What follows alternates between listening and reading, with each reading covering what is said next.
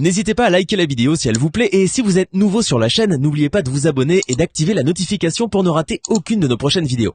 On commence.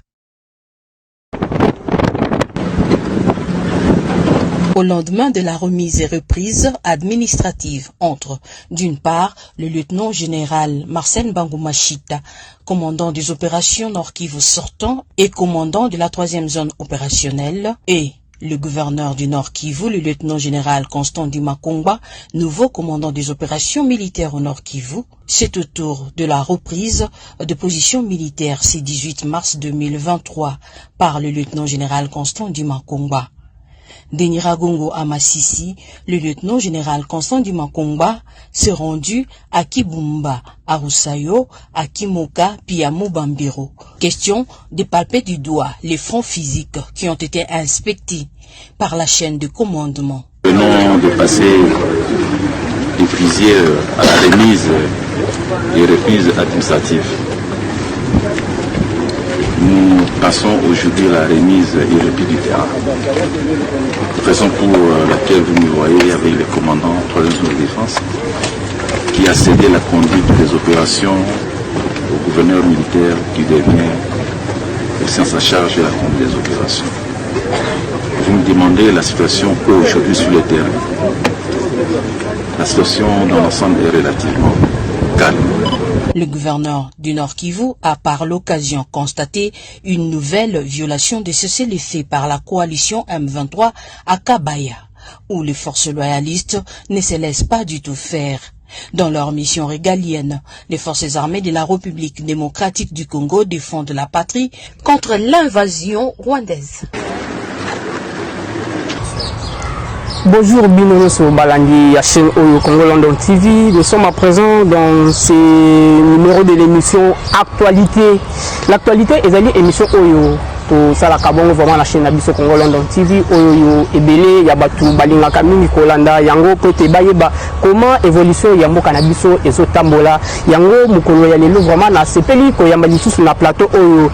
Moko ya ba analyste politique oyo a leka kamini mingi na chaîne oyo pete apesa bino ba makambo oyo saison leka na mboka na biso surtout na est ya pays na biso RDC yango ne na zalaki vraiment na souci lelo ko mekana ni ko solola na ye sur l'actualité vraiment oyo ezotambola mingi na mboka na biso jusqu'à na nous tozana suite mais tolingi quand même kozwa ba lumière par rapport ya ba makambo oyo pete toyeba d'où vient ba mabenyoso oyo tozoyoka na matoi ya batu na minoko ya batu pe ezo pesa biso vraiment moi souci makasi oyo ezali mboka na biso souci na biso ba congolais ezali te tozala quand même na kimia et puis tout le monde a moyen ni tokoki ko faire vivre population nyonso congolaise mais na moment oyo na zwa ki vraiment idée moko ya ko bengisa Maître Jean Minga Oyo azalaka analyste politique Oyo alikaka vraiment chaque fois na chaîne Oyo PT AP Sabino de lumière ya makambo so mais avant to banda émission Oyo na kosenga na bino bola nananu ba image Oyo to outil kozwa na moment Oyo to zolanda makambo Oyo to lingi to lobela bino na chaîne Oyo Congo London TV.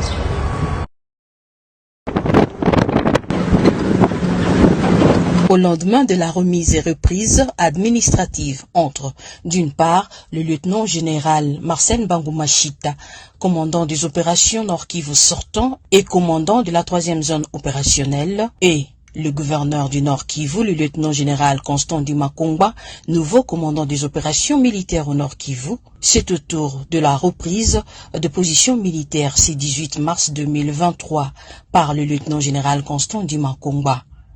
Deniragongo à Massissi, le lieutenant-général Constant Dimakongba s'est rendu à Kibumba, à Roussayo, à Kimoka, puis à Mobambiro.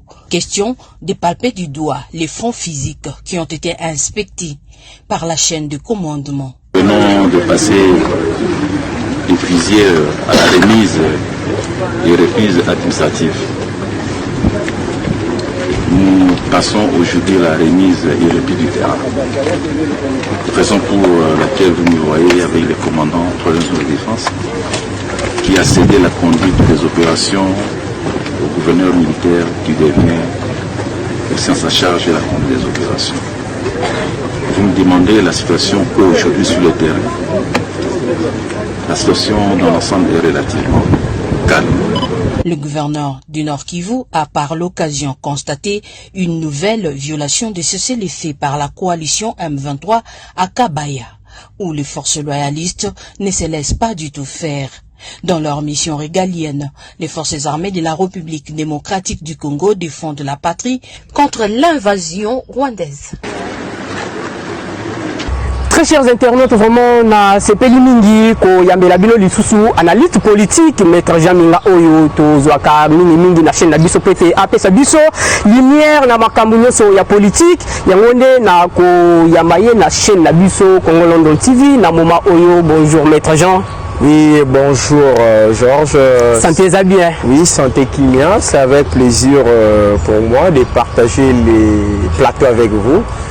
Surtout que nous sommes tous en train de suivre les événements sur la situation dans l'ensemble du pays, surtout en ce qui concerne la guerre à l'est du pays.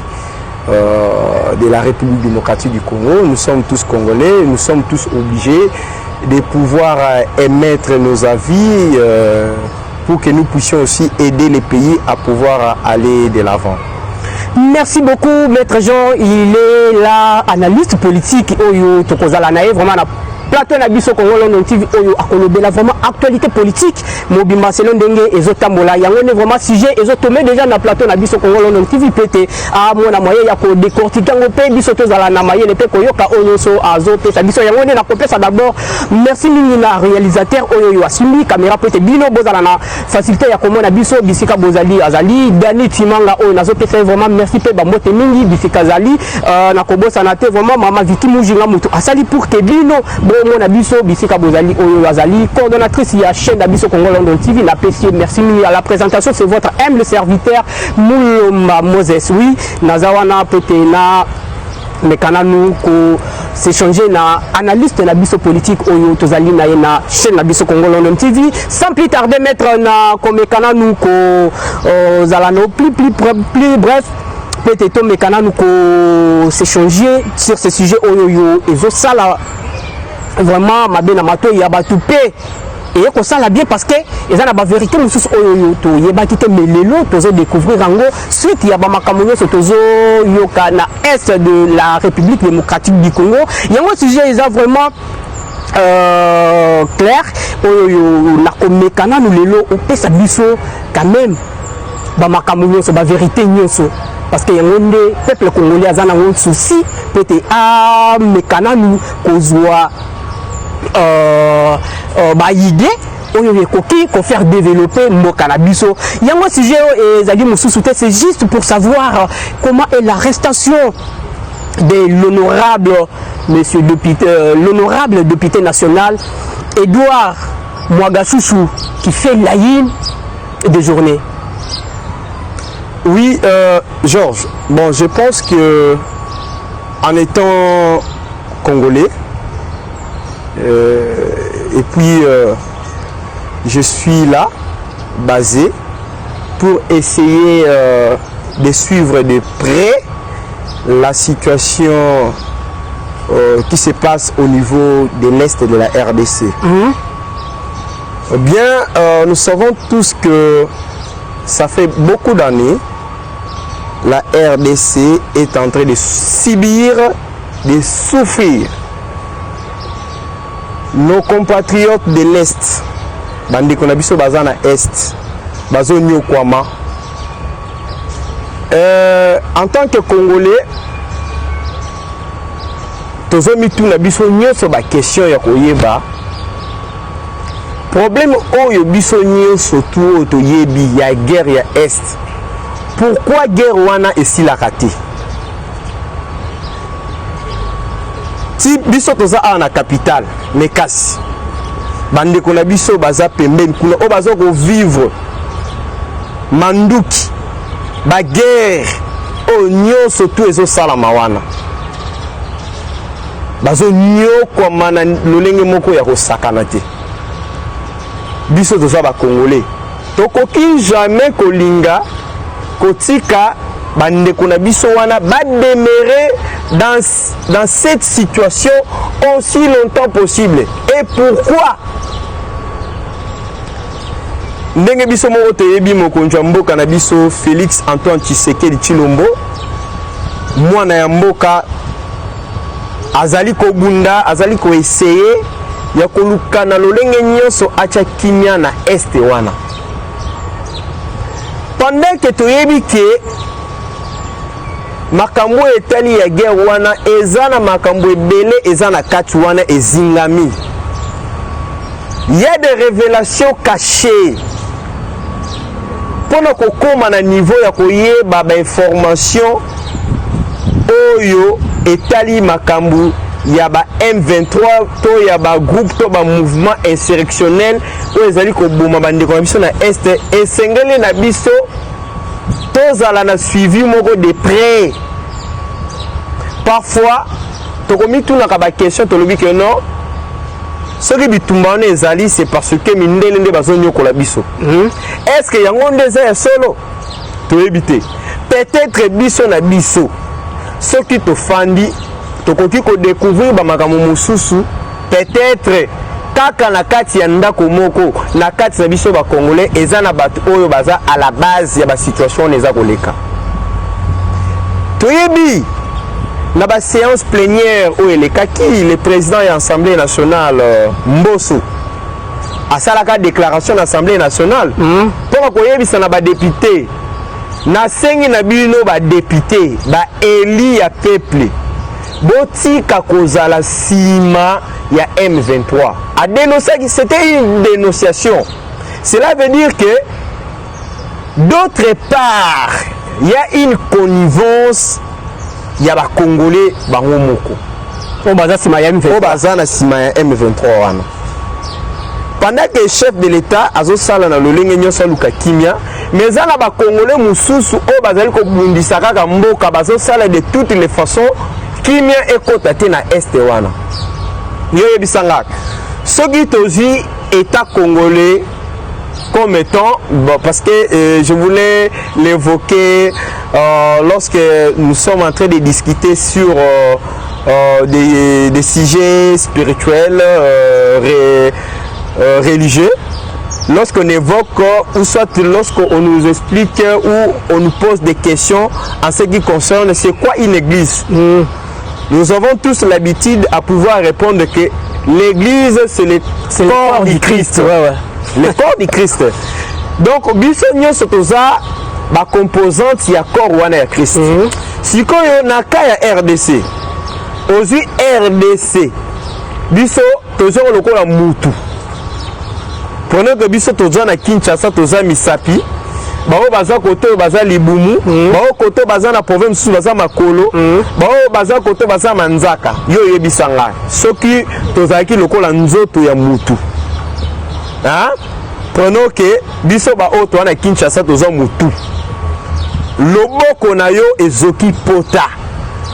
Yo ganisi mutu akoka paste. Est-ce que mutu akozala l'aise? Est-ce que makolo azala kimia? Jamais. Non. Bande kona biso este wana bazo faire partie na kati ya RDC. Et sengel na biso toluka ba solution moko idoine pour na ekotia kimia moko durable. Ce qu'on appelle la paix durable. Exact que non, to quel na ba négociation, to luki ba pour parler moko bo ensemble, to arriver dans un compromis juste un moment de façon moko momentanée. To jouer kimia pendant un mois et puis le lendemain makambo banelis. Non, ça bon côté. Ce que nous voulons, c'est une paix durable. Vous voyez? Donc, ils n'ont même pas lié na mandat du président Mogo Songolo Pakala. Ce que le chef de l'État, Félix Antoine Tshisekedi, fait aujourd'hui, c'est ce qui doit être fait au lendemain, même après son départ, parce qu'il s'agit du principe de la continuité des services publics de l'État. Donc, Bissonio, c'est ce qu'il travailler na Kimia pour garder Pewana etika la libela. Donc quand l'armée congolaise est quittée sur le terrain pour nous et Tumba, c'est pour sauvegarder l'intégrité territoriale. C'est ça. Donc l'intégrité territoriale est basée que on ne peut pas nous arracher une partie à territoire nabiso, ou soit parce que tel pays ou bien telle partie a menacé biso to kabela parti wana parce que yazana bokas ko le kabiso. C'est pratiquement impossible. La RDC nous revient des droits. On doit les réclamer. Comme on dit toujours, celui qui veut la paix prépare la guerre. Prépare la guerre, ouais. Parce que moi j'ai toujours l'habitude de dire ceci. Par rapport à la position géographique de la RDC, ne fait pas de nous un État à conflit. Cela veut dire quoi? Nous les Congolais, nous sommes obligés à pouvoir coopérer avec tous les 9 pays frontaliers. Tous autres partagés dans la frontière. L'Olenge Morope, avec le président Félix Antoine Tshisekedi, il a essayé, par rapport au processus, il y a règlement des différents pays, surtout dans mon pays. Même conformément à l'accord international, à la convention internationale où RDC a signé, nous sommes obligés à un processus d'intégration. Nous ne pouvons pas directement ou soit d'emblée qu'on s'attaquer dans la guerre. Tu sais que la conséquence de la guerre est ébélée. Parce que la guerre n'est pas et botaka makamuna lolenge ébélé. Et bien la guerre crée ce qu'on appelle le pillage.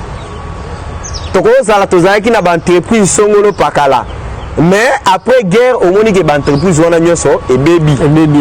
Donc ce qui fait que tozongi à la case de départ. Or que nous ne voulons plus revenir en arrière. Nous voulons essayer de faire avancer la République démocratique du Congo et que les Liboso. Na yango to bandina no Liboso na processus. Il y a réglementation pacifique des différends. Quand on parle de la réglementation pacifique des différends, tout le monde a beaucoup plus lorsque nous nous retrouvons en face des États amis et qu'il y a un problème. Il faut qu'entre nous, qu'il y ait une table de négociation. Qu'on se retrouve quelque part, nous puissions discuter sur des questions qui nous lient. Entre autres, il y a des problèmes politiques, il y a des problèmes économiques, il y a des problèmes commerciaux. Nous ne pouvons pas se limiter seulement à la guerre. Parce que la guerre est juste pour freiner l'activité au écoki ko sala après. Omoni, il y a une question est vraiment très importante. Et puis, c'est une question délicate. Oyo, ba Congolais, et sengeli na bangote batalango kaka na miso bomoto boye. Et sengeli ba monango lisusu na moko un peu spirituel. La République démocratique du Congo, Nzambe a pessibiso ba potentialité naturelle moko énorme, je dis bien énorme. Tous en la richesse est belée. La richesse au biso RDC toza nango. Et c'est que bake ba pays au mususu tozo partager na bango na ba frontière. Bazana yango te. Ba pays wana parfois soki biso to pimeli bango ba richesse wana bako luka bazo ba richesse wana de force. Mais pour éviter que makamwane ekoma, il faut qu'il y ait de bonnes coopérations, des coopérations économiques, des coopérations commerciales, des coopérations politiques. Vous comprenez? Parce que Batou Bazo Talaka Makambango, Likolo, non, Rwanda Zobundisa Biso, Uganda, Burundi, tout ça la guerre, tout bunda. Mais vous voyez, la conséquence de la guerre? Non. Tokoki kakate to déclarer guerre mais essayez la biso total ba texte surtout aux alentours ya makambwana pour essayer de retrouver solution d'ensemble et plutôt tia une paix durable. C'est un peu ça ce que je voulais dire, mais je pense que je vais essayer de développer avec les questions que vous allez essayer de trouver ensemble. Merci beaucoup, Maître Jean. Vraiment, je suis ravi à analyser aux OP Sabiso. Sujet oyoyo tozali dango pona arrestation ya Edouard Mwagachouchou oyoyo azali moko ya ba député national élu de Massissi. Je trouve que azali mutu oyoyo azana souci ya candidature naie que à mettre fin na province oyoyo avandeli sikoyo na moment oyo c'est là ba information nyonso ezo circuler to tozo lisusu information moko awa été ye député national azali moko ya ba trahison oyoyo bazali ko bonisa biso na est de la République démocratique du Congo, c'est-à-dire parmi ba munitions oyoyo bato wana ba ennemi na biso bazo bundisa biso yende mutu azo financer bango. Est-ce que loko wana ezali ya solo to ezali lukuta nde ezotambola na réseaux sociaux etozomona partout bato bazo lobelango, c'est-à-dire yende mutu azo financer bato wana pote babundisa biso. Nazo yebate comment vous pouvez nous donner quand même la lumière par rapport à cette question. Oui, merci beaucoup. Vous savez que le chef de l'État, Félix Antoine Tshisekedi, a essayé de koyeba qu'est-ce qui est à la base. Il y a la guerre au Salamana Est. Est-ce que ce sont des guerres tribales? Est-ce que ce sont des guerres insurrectionnelles? Est-ce que ce sont des rebelles? Oyo bazali koluka moyen ya ko faire voir ou bien ya ko yokisa mungongo na bango face au pouvoir en place. Tout ça, ça fait partie des enquêtes. C'est pour cela qu'on dit que la justice élève une nation. Sans la justice, sachez-le bien que rien ne peut marcher. Parce que droit tant et beau ami. D'abord, moi, j'ai toujours l'habitude de pouvoir les remonter tout au commencement. Au commencement était la parole et la parole c'était Dieu. Et puis Dieu Nzambe alingaka droiture. Effectivement, oui. Donc, ce qu'on comprend bien l'histoire de la Bible, Nzambe a tcheki mobeko. Tout ça, ça revient à Maromo Etali, il y a droit. Maromo Etali, il y a justice. Vous comprenez? Justice, il y a mboka na biso. Et Sengeli, ba EDP chef de l'État.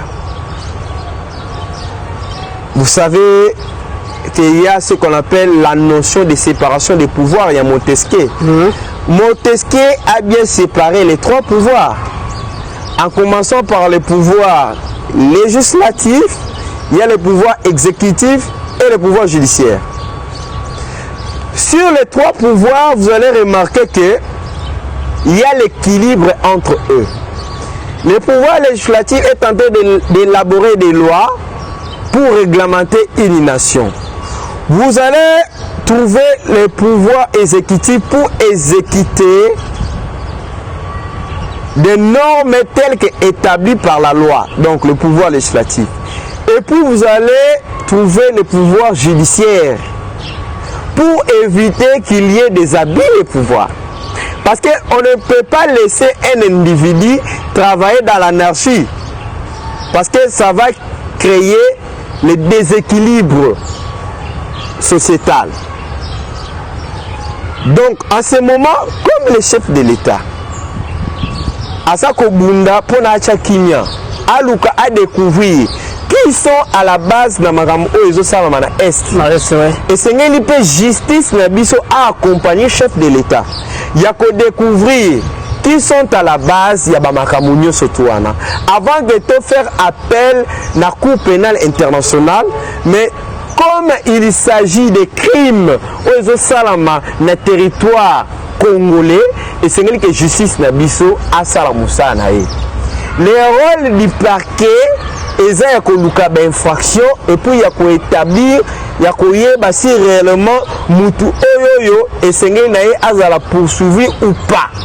Ce qui va découvrir des éléments, c'est possible que non. Il y a tel ou tel individu à la base, il y a Makamboyo et zo salama na niveau est. Il faut que Moutouana va interpeller, va juger et puis la condamner pour que la paix au bisotozo luka est à la rétablir et zonga na norme na makamunenge et sengeli. Nous avons tous suivi à la télévision que il y a eu des révélations d'après les enquêtes menées par les parquets, les auditeurs militaires. Ils ont pu arriver à découvrir que les députés nationaux Eli de Massissi de la province de Nord Kivu, c'est un monsieur dangereux pour la nation. En commençant par sa résidence privée, arriver à découvrir armement, munitions à Gardakango na Kati. Et d'après les enquêtes menées, nous devons comprendre que les mêmes messieurs semblent être à la base des exactions ou des atrocités qui se font ou qui se commettent au niveau de l'Est de la RDC. Et puis une information est sûre et certaine qui circule que le même monsieur, l'honorable Edouard Mwagashushu, est à la base ou soit il est derrière des crimes qui sont endossés par les M23. Donc il se peut que cet honorable, bien qu'on le dise qu'il est élu comme étant député national élu de Massissi, mais c'est un monsieur qui est en connivence avec les M23. Il est dangereux. C'est un monsieur dangereux.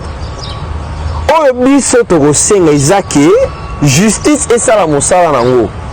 Ce qui Moutouana a réellement à la base, il y a Maramoyo, et il faut Moutouana la condamner. Il faut que justice a ça de toutes les façons à découvrir qui sont à la base, qui sont ses complices, qui sont en connivence. Parce qu'il n'est pas le seul. Outre cela, ce qu'on vient de découvrir, ce qui est encore pire, c'est encore quoi? Le même monsieur, on l'appelle roi de Colton de Massissi, de la province du Nord Kivu. Il est roi. Pendant qu'il y a tout un État. Est-ce qu'un individu peut-il s'affronter avec un État pendant que lui, tout un État est élu de ce pays, mais se retrouve avec beaucoup de prépondérance que l'État congolais? Est-ce que vous pouvez comprendre? Parce qu'un député, il a un salaire des émoluments bien déterminé. Oui. Comment est-ce que le même député peut avoir beaucoup de ressources ou de potentialités ou de richesses que la RDC? Comment il est à gérer Coltan, mais par le gouvernement, par l'État Zawap. Mais il y a des révélations, il y en a beaucoup. On nous dit que cela ne remonte, ou soit cela ne date pas d'aujourd'hui. Et bandit depuis le régime passé. Donc le régime de notre ancien président Joseph Kabila, où les premiers ministres, c'était les premiers ministres, comment on l'appelle encore, les papas ici qui viennent de partir, le monsieur qui porte des cravates rouges là, Mata Tamponio. On nous dit que d'après certaines sources de révélations, on nous dit que même l'hôtel du gouvernement, l'immeuble là du gouvernement appartient à ces députés Edouard Mwagashushu. Comment ça? Comment ça? Tout ça, ce sont des questionnements qui doivent trouver des solutions. Donc, si aujourd'hui, nous, en tant que des analystes, on arrive à se présenter ou soit à essayer de comprendre cette situation, c'est pour aider l'État congolais à pouvoir prendre des mesures qui devaient faire en sorte qu'on puisse arrêter tous ces rebelles-là. Vous voyez? Moi, je ne vais pas beaucoup plus entrer pour essayer de voir si ces députés, d'après ses origines, s'ils reviennent dans tel ou tel pays. Mais ce que moi je constate, qu'un individu ne peut pas faire obstacle ou soit ne peut pas nuire à tout un État. Vous voyez, cela vraiment pose problème. Nous devons vraiment trouver des solutions. Si ce monsieur est réellement complice ou auteur de toutes ces actions, ou soit complice de ces atrocités, en tout cas, sa place n'est pas comme tout paisible citoyen congolais. On doit plutôt les transférer ou soit les condamner et les placer à la prison centrale de Makala. Je pense que cela va vraiment beaucoup plus aider l'État congolais et puis ça va faire en sorte que les Congolais puissent vivre dans toute tranquillité. Oui, merci beaucoup, maître Jean. Selon analyse non ndenge ozo memelabiso, je trouve que par rapport à ndenge oicholoba awa ete azali moko ya bato oyo bazo financer bato oyo bazo bundisa est ya République démocratique du Congo en tant que bato tozo benga bango ya MB23. Ce n'est pas que eza ba makambu oyo bato bazo imaginer. Tant ou lelo au moni un député national a comité na niveau ya kokoma un roi des cantons. Bon, pour la biso d'abord Congolais, il fallait te yeba mutu wana azui poste wana ndenge nini. Et puis qu'est-ce qu'il a fait pour que akoma ti na niveau ya kozala roi. Et aujourd'hui, vous allez découvrir que la résidence nae na Masisi yango nde biloko nyonso ba munition nyonso et bon mamaki. Alors en ce moment aza sikoyo tokolo bakiaza déjà devant la justice parce que za na eloko oyo bato bazolo baya lokuta te. Tout est clair vraiment. Et on a même vu comment il est député national Edouard Mwagashushu comme roi des coltons et comme vraiment à niveau à bon, tout ça, il y a plusieurs questions que nous pouvons se retrouver. Toluki a commis tout. Mais la responsabilité revient et incombe dans les dirigeants congolais. Parce que je ne pense pas qu'un individu ne peut pas se réveiller un bon matin pour aller exploiter telle ou telle ressource. C'est que le monsieur avait reçu des quitus ou autorisations de nos autorités. Ce qui signifie qu'il n'est pas seul. Non, il n'est pas seul. Arozala ye moko ndenge nini nayebi ke makambo oyo eza petete outre makambo ebimi il y en aura encore d'autres ba révélation ekosalama parce que tant que déjà bazo bimisa baloba ke non hôtel du gouvernement ezalaki financé par ce député Edouard Mwagashushu. Comment est-ce que tout un gouvernement peut se retrouver quelque part pour aller négocier avec un individu. Comment ça? Et puis, comment est-ce qu'un député national peut-il arriver à coordonner les minéraux où ils vont se retrouver dans une province sans pour autant que le gouvernement a l'informer? Il y a des complices, il a été appuyé par il y a des connivences. Donc, il y a certaines de nos autorités oyo ba poussa qui est rosala makambwana ou soit bango tout bazana kati ya coopération wana yango na kosenga na justice a traiter dossier wana na PTT a landelango de près.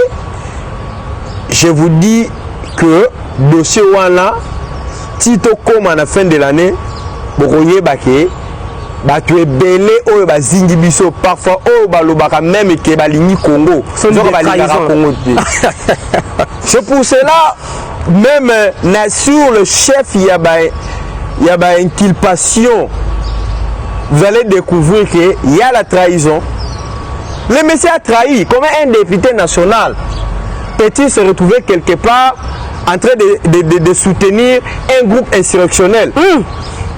Un groupe oyo toye bibiso soke batu wana bazo bundisa mboka bazo boma batu et puis ils ont facilité ils ont passé dans motema obiso toyo kaka mais nami tuna ce que mutu wana réellement kazo se retrouver parmi batu oyo yo bazo soutenir M23 yango place au azali ayo kandenge nini.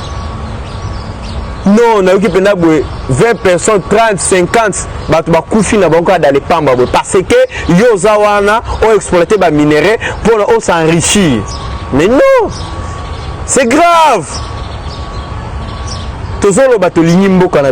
En tout cas, voilà, je lance un appel. Nabatunye surtout babengi bazaba nationaliste. En tout cas, tout ça là de toutes les façons, tout contribuer na développement ya mboka au Congo. Tous à la complice ya ba ennemi na bisoté. Ou soit tout travailler pour l'intérêt personnel na biso, mais tout travailler pour l'intérêt de la nation. Wana ndeto ko sala ke ponto aider mboka o ekene liboso. En tout cas, je vous remercie. Merci beaucoup Bilonyo so bolandi biso na moment oyo na chaîne na biso Congo London TV oyo ezali émission oyo batunye so balingaka makasi te balingaka vraiment kolanda biso na émission oyo ya actualité oyo to pesa kabino peut toyeba comment évolution ya mboka na biso ezokendele mais sinon na kozala vraiment na question moko ya suka oyo na kolinga na poser na na analyste na ngai sur le plateau de Congo London TV pour être à mon moyen ya ko pesa biso quand même moi lumière oyo mettre en na yeba parce que déjà député national il est du Nord Kivu aza vraiment devant la justice et puis il na mekaki ko landa ba information par-ci par-là mais ok que déjà azo comparaître devant la justice mais asengi ba pesa vraiment liberté provisoire. Et puis justice na moni aboyi. Mais l'air mutozo senga parfois santé na yezo permettre yete akoki kozala na place o ekoki ko akoki kozwa soins médicaux pour que azala quand même en bonne santé ndenge ba salaki na batu mususu oyo bakangaki oto monaki ba ane oyo etikali mais chose impossible et pas mutu oyo Edouard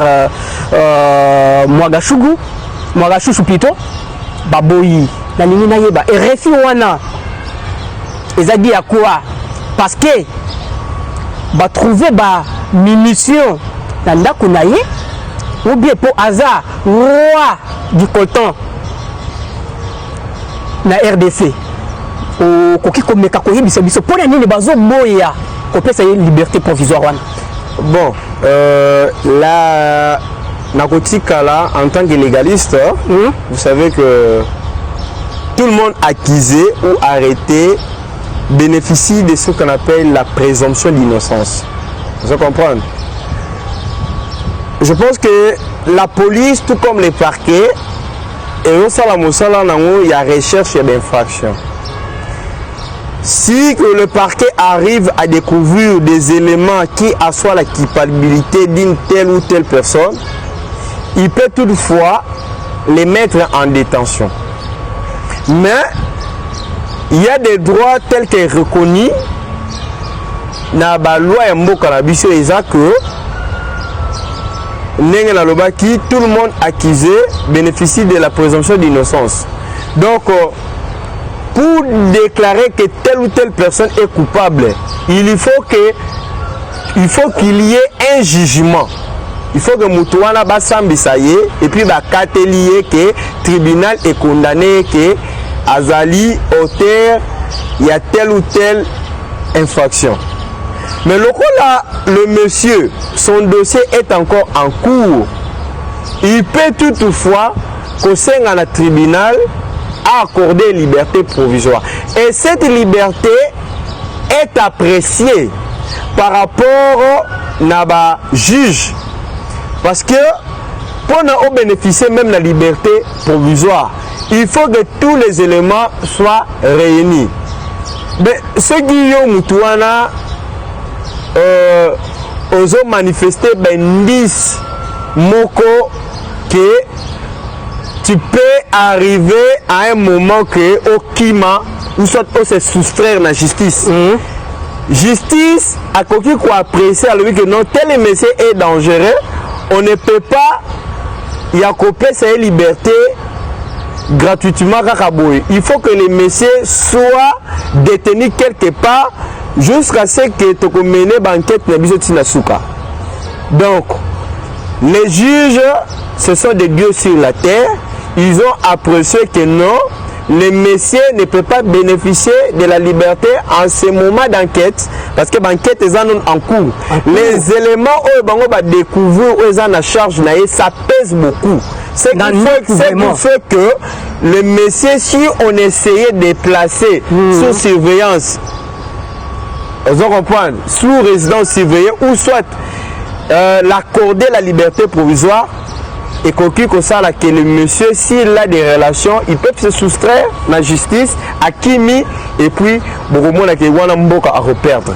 Donc là, c'est les pouvoirs de juge. Moi, je ne suis pas juge. C'est là, il revient de plein droit au cours des tribunaux de pouvoir apprécier la question liée à la liberté provisoire. C'est un peu ça. Merci beaucoup chers téléspectateurs. Je trouve que déjà tu commis na Soukaya émission Nabiso, mais je vous demanderai vraiment d'être toujours connecté pour ceux qui bakoki kopé sa député national Edouard Mwagachouchou liberté provisoire azosenga vu que trouver déjà information sur certaines et puis prévenir sur vraiment les alupés justice azo continuer toujours comme mener banquette pour que aille sur réellement il était seul, soit il était accompagné na bato basali pour que akomati na niveau ya kozala na ba minusio na ndako na ye parce que ba minusio ba trouver vraiment na résidence na ye privé ba bimisi yango bato nyonso ba moni yango ne vraiment na kosenga na bino nyonso oyo na no bo s'abonner te na chaîne bo s'abonner pour que bo trouver occasion ya kolanda makambo oyo zo leka na mboka na biso République démocratique du Congo na moment o vraiment na kopesa mbote mingi na Ivinis mutu makwamba oyo azali manager. Je trouve que d'ici là beaucoup mona yepe akoleka na analyse mususu na émission oyo to lobelaka toujours actualité ya mboka na biso yango ne na kopesa ba mbote pe ba. Merci mingi na batu nyonso balingaka ngai na chaîne oyo kolanda émission oyo actualité oyo tozali na invité na ngai ya mokolo ya lelo analyste politique pe azali maître avocat maître Jean Minga oyo na pesi merci mingi pona passage na ye na plateau oyo mokolo ya lelo peut apesa biso ba makambo oyo bo kolanda biso na poko ya lelo mais botika biso vraiment te na kolinga botika la biso ba commentaire bo liker bo partager ba émission oyo pour que bato nyonso bazwa quand même occasion ya kolanda biso mais na moment oyo na kosenga bino na ngai mikolo ekoya pete bozwa fait ya information oyo ezoleka na mboka na biso bye. N'hésitez pas à liker la vidéo si elle vous plaît et si vous êtes nouveau sur la chaîne, n'oubliez pas de vous abonner et d'activer la notification pour ne rater aucune de nos prochaines vidéos. On commence.